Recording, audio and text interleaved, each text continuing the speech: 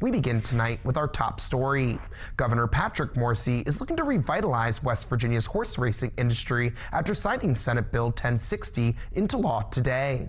The bill updates West Virginia's thoroughbred racing laws to include certified thoroughbred horses. It also doubles the funding cap for restricted races at state tracks from $1 million to $2 million. The bill additionally will allow for out-of-state owners to move their operations to West Virginia by allowing horses that have resided in the state for at least 6 consecutive months to compete.